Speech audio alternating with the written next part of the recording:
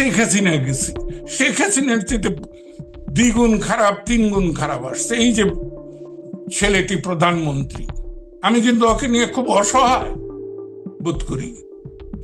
বঙ্গবন্ধু এত জনপ্রিয়তা, জিয়ার কাছে সেনাবাহিনী ছিল, স্বাধীনতার বিরোধী শক্তি ছিল, সে পারে নাই। এই ছেলেটি কি করে পারবে? তাকে কারা নির্বাচিত করেছে? তাদের অতীত কি?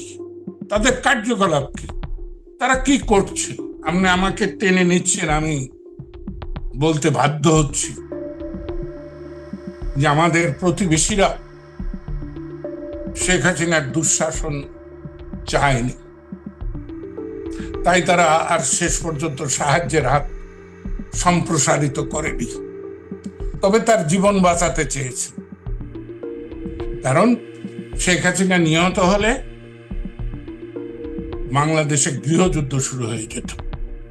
শেখ হাসিনা পালিয়েছে বলে আওয়ামী লীগরা ঘুরে দাঁড়ায় নাই। শেখ হাসিনা যদি না পালাতো, যদিও আসলে সে পালায় নাই, তাকে জোর করে যুদ্ধ বিমানে পাঠিয়ে দেওয়া হয়েছে। তো আমাদের যে নাতিরা নাতনিরা জুলাই আন্দোলন করলো, সে জুলাই আন্দোলনের আজকের অবস্থাটা কি? তার গতি প্রকৃতিটা কি? তার পরিণাম পরিণতিটা কি? যে দেশে বিচার নাই, সে দেশে আপনি রাষ্ট্র বলবেন কি করে সেটাকে? তাই আমার কি, আমি যেভাবেই ভাবি, আমি তো সাম্রাজ্যবাদে যুক্তরাষ্ট্র কিন্তু প্রশ্ন না, সাম্রাজ্যবাদ।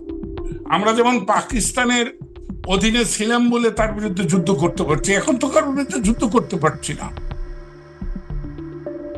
লড়াই করতে পারছি না, অভিযুক্ত করতে পারছি না। আমি আমেরিকাকেও পাচ্ছি না, কাউকেই পাচ্ছি না। আমি কাকে অভিযুক্ত করব? আসলে আমি অভিযুক্ত করতে চাই না, আমার নিজের যোগ্যতা নাই, আমরা নিজেকে রাষ্ট্র হিসেবে তৈরি করতে পারি নাই।